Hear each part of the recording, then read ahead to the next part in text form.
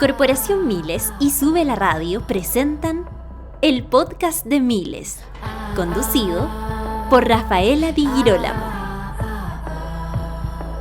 Hola, bienvenidas nuevamente a un segundo capítulo de nuestro podcast, el podcast de Miles, donde conversaremos con grandes mujeres que yo personalmente admiro y seleccionadas por mí. Tuve la suerte de poder llamar directamente a grandes mujeres que quiero que me acompañen.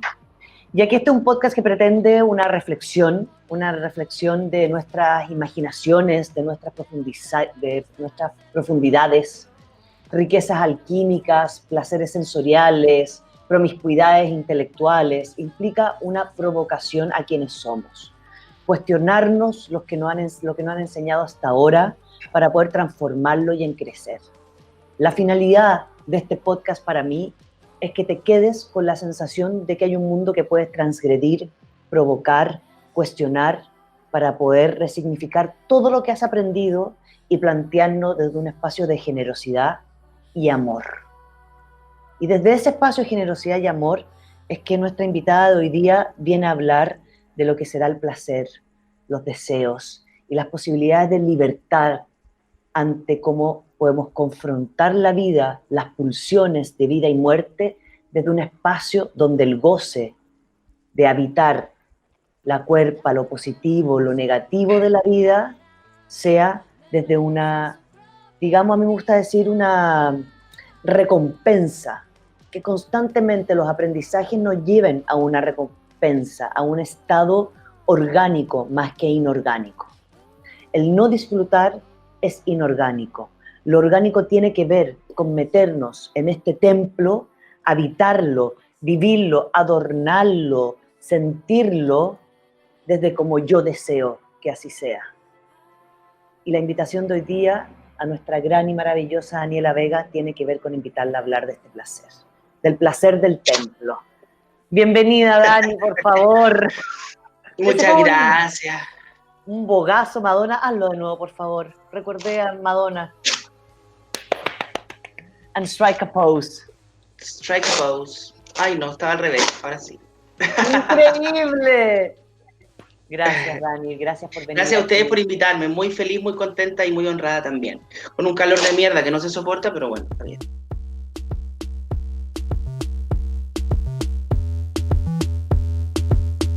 Querida, hoy este programa pretende constantemente salirse de lo cotidiano, de dar una definición académica de lo que es el placer. Y hablar de placer para mí implica constantemente meterse en un mundo abstracto.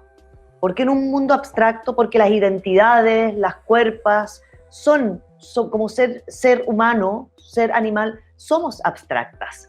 Y lo abstracta, que es la naturaleza del ser, de tener fluidos, cuerpas, mentes, personalidades y deseos, para mí poder habitar ese espacio es el placer. Y habitar ese placer de mi identidad y de quién yo soy también suma el habitar la parte más íntima que puedo generar desde el placer en este cuerpo, que es la sexualidad, los orgasmos, los olores y los fluidos. Entonces, ¿qué ha sido para ti en tu camino identitario, Dani, el entrar en el placer de habitar tu templo y de reconocerlo y de poder mostrarlo y vivirlo desde quien tú eres? Bueno, yo, como ustedes saben, yo escribo poesía y en uno de mis poemas yo escribí que el cuerpo es un archivo conquistado. ¿Y por qué es un archivo conquistado? Porque finalmente uno va archivando la biografía y luego es como un regurgitar, ¿me entiendes? Luego la vas incorporando y luego la vas conquistando al mismo tiempo. Uno vive el futuro en el presente. Siempre he dicho que el habitar el futuro en realidad es gerundio, ¿no? Es habitando, haciendo, armando, deconstruyendo.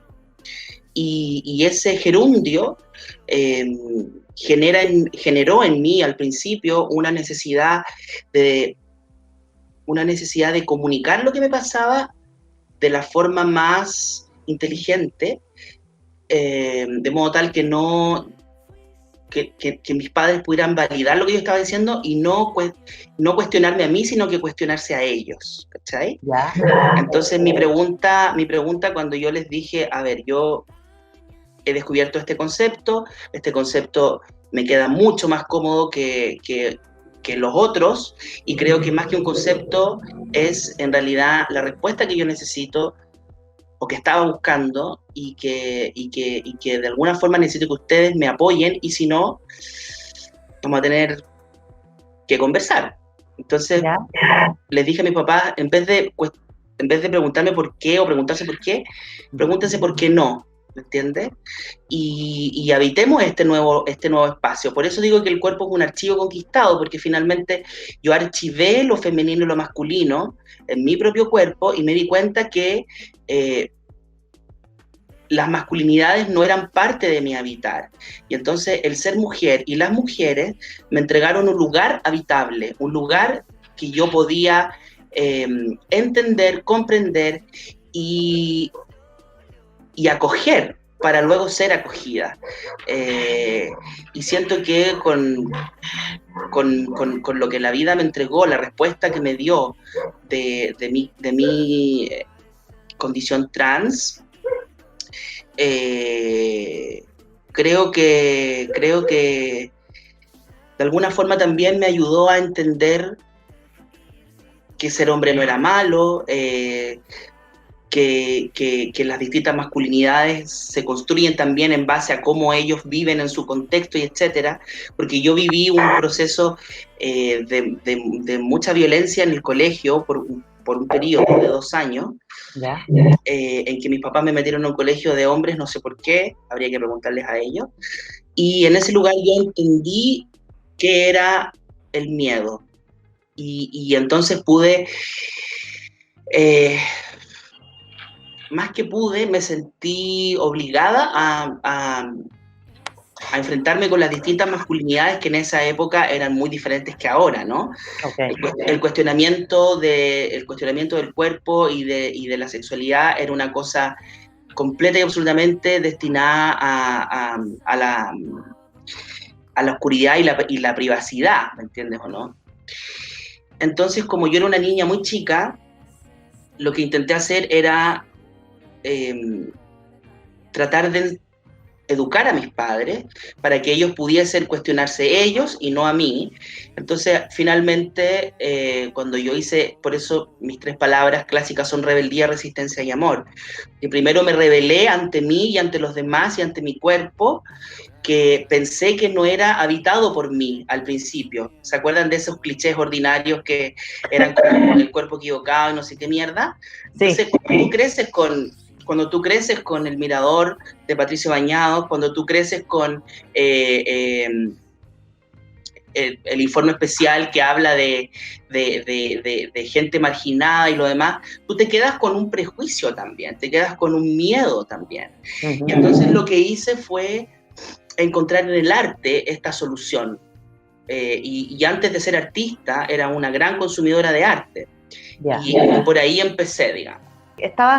Dijiste algo muy importante que me gustaría destacar de tu historia. Dijiste que el cuerpo pasó a ser un lugar habitable. Sí. ¿No?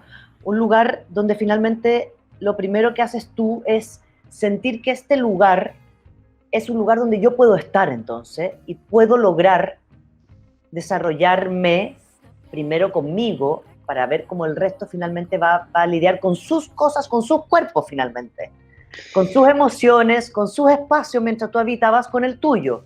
Cierto. O sea, pero hay una responsabilidad como legítima ahí de separarte a ti también para no responsabilizarte emocionalmente de lo que le sucede al resto, las creencias del resto. Cierto, pero eso pasó luego de revelarme a mí misma. A ti misma. ¿Cachai? Entonces ocurre una revelación y una rebeldía, es V y B, ¿cachai? Uh-huh. Ocurre esta revelación, ¿no? Para nada mística, sino que completa y absolutamente consciente, ¿no? Y luego yo me revelo ante los demás, y entonces revelo lo que me pasa y me revelo ante los demás. Y digo, bueno, esta es esto es lo que hay, si les gusta fantástico, y si no, me avisan porque yo emprenderé mi vuelo, y yo tenía 14 años, era una pendeja. Entonces en ese momento mis papás se pusieron muy como sobreprotectores conmigo. Y eso como que al principio me molestaba un poco porque yo sentía que no me estaban dejando explorar mi proceso de crecimiento y de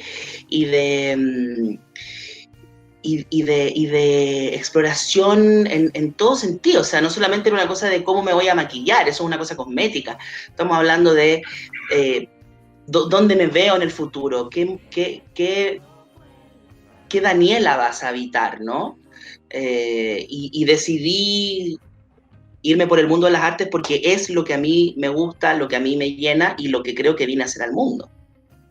Porque para mí ser trans es una característica de la persona. O sea, yo soy bastante psicoanalítica y súper freudiana, pero al mismo tiempo yo no estoy para nada en la postura de Freud de decir que la sexualidad es el centro absoluto del sujeto. Yo creo que la sexualidad es una parte del sujeto que está precisamente sujeta a distintas condiciones y a distintos viajes personales y por cierto, sujeta a la subjetividad, que me parece que es algo que se habla poco o que se entiende mal, porque finalmente es esa subjetividad la que uno habita y la que permite ser objetivo posteriormente ante los demás. ¿Cómo fue para ti, o si hubo algún momento de que podemos connotar como placentero en esta revelación que tuviste tú contigo? Por supuesto que al principio la conquista, como uno hace una conquista interna al principio, luego aparece un lugar bastante cosmético, ¿no? O sea, tú empiezas a construir la mujer que eres, o el hombre que eres, distintamente. Y entonces me daba mucho placer cosas que pueden ser ahora banales o tontas, pero que en ese momento para mí eran una gran conquista. Por ejemplo, cuando yo era chica, yo salía a pasear con mi abuela, que siempre ha sido muy así de taquito, ¿me entiendes tú? Y perlas y cosas. Entonces salíamos a pasear y yo trataba de calzar sus pasos con los míos porque sus tacos sonaban. Entonces yo hacía calzar sus pasos en mi fantasía yo pensaba o fantaseaba que yo hacía ese sonido del taco, ¿no? Y luego cuando conquisté mi propio cuerpo y en fin, me daba mucho placer verme en mi sombra acinturada, como que empecé a pasar por una etapa de mucha vanidad física, si tú quieres, y que como todo adolescente, porque yo hice mi tránsito de los 14 a los 17, entonces era una adolescente, una niña, estaba muy pendiente de eso, y luego la pregunta fue, bueno, ¿y ahora qué hacemos? No hay derechos en este país. O sea, eres ilegal finalmente, no se podía hacer mucho. Y entonces mis lugares de placer en esa época, al principio, tenían que ver con que, por ejemplo, yo llegaba a un lugar y me decían, señorita, ¿qué necesita? Eso me daba mucho placer. Sentir que mi pelo estaba más largo me daba mucho placer. Que me mirara un chico en el metro me daba mucho placer. En el fondo es reafirmar o recibir la reafirmación, la validación de la sociedad en lugares que son bastante pequeños en el fondo, ¿no? Es decir, uno no tiene por qué esperarlo. Ahora es, por cierto, un derecho que hemos conquistado y hay leyes que nos protegen de alguna forma, aunque bastante desde la superficie, pero al menos, por lo menos ahora podemos trabajar sobre algo que ya hemos podido construir, ir construyendo. Eso eran como mis placeres, digo, cotidianos, ¿me entiendes tú? Y una vez que está, digamos, conquistado este espacio y este cuerpo, ¿cómo aparecen los placeres más íntimos en ti? Luego, cuando uno se da cuenta de eso, o por lo menos a mí me pasó que cuando me di cuenta de eso, luego entendí que hay distintas capas, ¿no? En el autoconocimiento. Uh-huh. Y luego pasó que, como yo hice esta cosa muy chica, la gente no estaba muy preparada como para entender una cosa así. Era muy raro, en realidad. Entonces fui una niña y una joven, más que nada que trabajé mucho en lo que podía. Call center, vendí empanadas, fui garzona, fui cajera, lo que podía agarrar, digamos, en lo poco y nada que existía de campo laboral, lo hacía. Pero me daba mucha lata que siempre me decían, te vamos a tomar porque no pareces trans. Y yo decía, pero bueno, ¿y qué importa si lo pareciera? Si fuera evidentemente trans, yo soy orgullosa de lo que soy. Por lo tanto, si tengo algún rasgo secundario, como todo el mundo, ¿qué me importa a mí llevarlo? ¿Me entiendes tú? Y luego de eso ocurrió que como que hubo una parte, yo creo que fue posterior al terremoto, yo creo que el primer gobierno de Piñera, yo creo, hubo una parte que se anduvo medio polarizando por un momento. Y ya luego ocurrió que yo empecé a hacer cine, empecé a hacer teatro y empecé a sentir que estaba conquistando un lugar que me generaba placer y que además me generaba contenido a mí y a los demás. Es decir, el mundo del arte me dio y me da mucho placer. Y en el fondo lo que estoy hablando es de sublimar el placer, ¿no? De llevarlo a un lugar que va más allá de lo físico, que va más allá de lo corporal, ¿entiendes? Y la sublimación es algo que me parece muy importante también de atender, cuando estamos viendo que más que sublimar se exaspera el sentir, la emoción. Sabemos que en la campaña del rechazo aparece una persona diciendo, los del apruebo tienen una emoción, pero no una razón. Y yo digo, bueno, pero a ver, ¿cómo una persona puede separarse de sus emociones? Solamente una persona con rasgos psicopáticos podría, ¿me entiendes tú? Entonces, ¿cómo separar la emoción de quién eres? O sea, es a propósito de las emociones que hemos creado, lo que hemos creado como raza humana. Sin emoción no existiría el arte, ni la política, ni las religiones, ni tampoco los fundamentos políticos para crear estados, ¿sabes? Tomando todas estas acciones que has hecho, porque una de las cosas que a mí me interesa cuando hablamos de placer es hablar también de deseo. Y el deseo visto como una acción y un efecto de aspirar a algo. Aspirar a algún espacio a conquistar, aspirar a algún espacio a provocar o finalmente ganar o también desprenderme, ¿no? Sacar e integrar distintas variables de mi personalidad, de mi entorno, de mis vínculos. Y cuando yo apelo a ese deseo y lo conquisto, lo logro, esa anhelación finalmente se ve resuelta, aparece el placer. Sí. ¿Cuáles son para ti los placeres que hoy día tú puedes marcar como hitos en tu construcción de vida? Para mí la construcción el placer siempre tiene que ver con un lugar que yo logro sentir conquistado. Al principio era muy difícil para mí poder entablar ciertos acercamientos con los hombres porque ellos siempre estaban muy lejos, ¿cachai? En el sentido, podíamos habitar un mismo espacio, pero lejos, ¿cachai? Y me pasó que cuando me metí en el teatro y cuando me metí en el cine, entendí que la transición es todo el tiempo, porque he ido conquistando también mi envejecimiento. O sea, tengo 31 años, pero partí a los 14 con esto.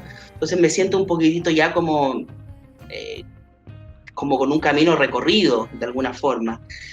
Y logré entender también que el cuerpo engorda, que el cuerpo adelgaza, que el cuerpo se arruga, que el cuerpo se agrieta, que el cuerpo recupera, pierde, toma, deja. Y a propósito de eso también fui desprendiéndome de lugares que tal vez me dieron cierto placer antes, como cuando era mucho más chica y pesaba 60 kilos, y ahora no. Fui desprendiéndome de esos lugares para habitar estos nuevos lugares que vienen con mi cuerpo y vienen con este gerundio de habitar, ¿no? Este gerundio de habitando, creciendo, transformando y construyendo al mismo tiempo. Entonces, siento que mis placeres han sido ligados con mis logros personales, con lo que he ido construyendo como artista, y que luego, por supuesto, que también fui explorando en mi propia sexualidad, que era lo que me generaba placer. Y eso ocurrió particularmente cuando tuve mi primer pololo, que fue un chico que habitó conmigo mi cuerpo y me dijo, bueno, pero ¿qué pasa si este es tu cuerpo y ya está? ¿Me entiendes o no? Y entonces logré entender que también, a propósito de nuestra subjetividad, hay otras subjetividades como las nuestras que también se mueven, que no son estáticas, ¿me entiendes? Y entendí que el proceso de placer se genera con otros, ¿cachai? Se genera con un otro también. O sea, lo mío fue un proceso de autoexploración por mucho rato, y luego aparece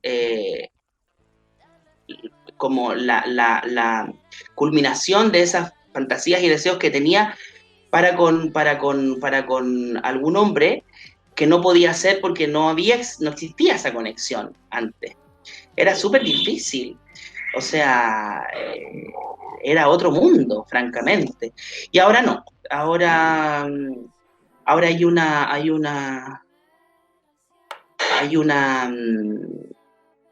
bonita relación que estoy teniendo, y que me ha dado también la posibilidad de entender que uno puede ir construyendo, no necesariamente desde lo que tú tienes como a la mano, ¿ah? Sino que uno puede ir construyendo cosas, incluso las herramientas que van a servir para construir otra cosa. Es decir, es solo creación, ¿me entiendes o no? Es solo movimiento. Y cuando uno se deja llevar por el movimiento, termina en otro continente. Y eso fue lo que yo viví con mi cuerpo y con mi sentir, a propósito de conquistar espacios, y esos espacios luego fueron validados por la sociedad, y sentí que también no solamente mi lugar, sino que el de mucha gente también se validó. Entonces, desde esos lugares políticos se generan ciertas conquistas placenteras también. Ese es mi caso. ¿Sí? Desde esa validación, Dani, me gustaría tomar un concepto que yo defiendo y trato de hacer como una lucha hacia la construcción de las identidades, que es lo que a mí me define como terapeuta. Y al ir construyendo identidades válidas y legítimas, siento que hay un tema que tú tocaste que es fundamental para mí, que son las emociones. Hay una lucha que yo tengo que acompañar mucho con quienes trabajo en terapia individual, grupal, o cuando a veces tenemos programas en vivo, que es las emociones que son consideradas como negativas y por ende no placenteras. Muchas veces el miedo, la rabia, la angustia, son consideradas emociones que al ser negativas no son buenas ni nos hacen bien, por lo tanto tratamos de no habitarlas. Y yo constantemente defino el placer de la identidad y de la construcción con una emoción habitable, sea cual quien sea. ¿Cómo intento llevar? ¿Cómo te mueves tu placer dentro de lo emocional, entendiendo que al habitarte, al conquistarte, estoy especulando, pero creo que absolutamente lograste habitar también esos estados emocionales que socialmente son llamados negativos? Sí. Igual, ojo ahí también, porque hay ciertas características psicológicas de ciertas personas que encuentran en el lugar de la victimización Sí. Cierto lugar placentero y no se mueven de ahí. O sea, estamos hablando de A y B, No, ¿cachai? y emociones que tienen que ver con una responsabilidad individual. Por eso hablo de habitar desde cuando yo finalmente me conquisto. Entonces, al conquistarme, me tengo que hacer cargo. La victimización implica ponerme a disposición de otra persona igual, ¿no? Nunca me puedo validar ni legitimar cuando me victimizo. Estoy buscando dependencia y codependencia emocional. Es una manipulación. Claro. Entonces, ¿qué sucede cuando no entonces, la manipulación? Ok, yo tengo una percepción personal, tal vez un poco disidente. Yo habité mucho tiempo, muchos años, yo creo que desde mi concepción hasta que logré sacar lo que me pasaba, habité la angustia y habité el miedo durante todo ese periodo, y lo habitaba tal como alguien habita el día y la noche. O sea, yo viví una infancia maravillosa, pero había algo dentro mío que yo sentía que no sabía qué era, ni cómo se llamaba, ni hacia dónde me iba a llevar, que me angustiaba mucho. Entonces, cuando terminé por entender lo que me pasaba, esa angustia se transformó en una sensación de rebeldía y de rabia también. O sea, cuando logré entender que me faltaban derechos, que me faltaban herramientas que el Estado debe darme, cuando politicé mi pensamiento, me di cuenta que la angustia que yo viví no hay por qué vivirla, ¿entiendes o no?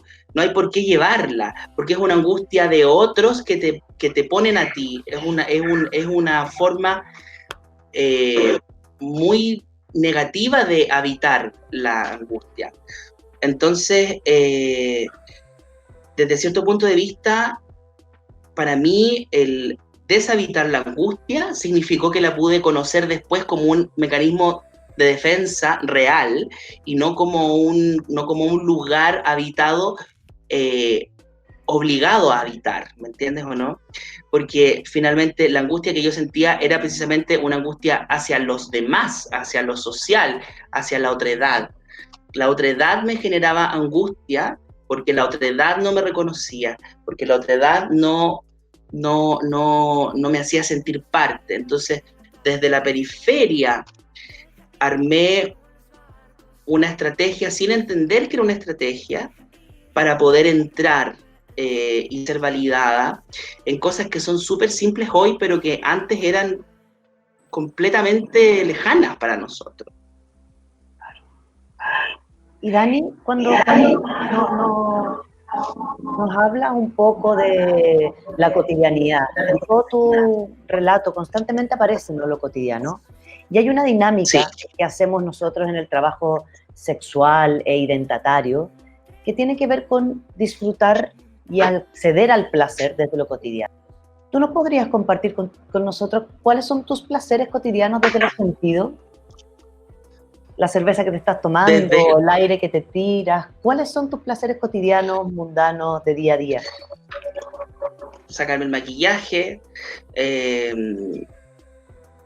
tomarme una cerveza, fumar un poquito de marihuana, darle un beso a mi novio, tejer, por cierto, siempre lógico, estoy tejiendo, leer, darme una ducha. Y otra cosa que he venido sintiendo como placentera es agradecer también. Yo soy súper atea, no creo ni en la energía eléctrica, ¿me entiendes? Pero agradecer es una cosa que me ha significado entender dónde estoy, para dónde quiero llegar, o si quiero esto, no lo quiero. Agradecer también a ti misma,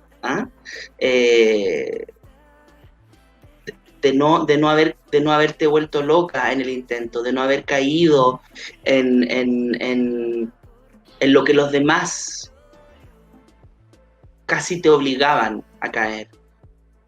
Porque hay ciertas cosas que al estar privadas de derecho, lo que pasa es que hay ciertas cosas que la sociedad te obliga a hacer. Si tú tienes vocación para algo, Estoy hablando particularmente del comercio sexual, por ejemplo. Okay. Si tú tienes vocación para eso y lo pasas bien, fantástico, pero cuando tú te ves obligada u obligado por la sociedad a ejercer aquello y no quieres hacerlo, es muy distinto. Entonces, cuando es una opción, es una cosa, pero cuando es una imposición social, a propósito de que no habían y faltan muchos derechos todavía que conquistar, es diferente, siento yo.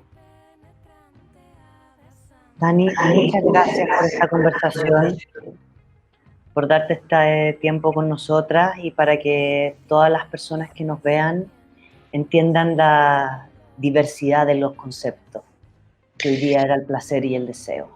El placer y el deseo, y también ahí, como les decía, ¿no? También hay este tipo de placeres y de deseos, ¿no? De personas que hemos puesto el cuerpo y el pecho a las balas para que otros se enteren que existimos y luego de esto habrán otros cuerpos y otras pieles y otras biografías que conquistarán otros lugares, otros sueños, otras utopías, otras hojas en blanco. El cuerpo es una hoja en blanco, el cuerpo es un lienzo, no es una celda, no es una cárcel, es un poema que se escribe todos los días y que se mueve.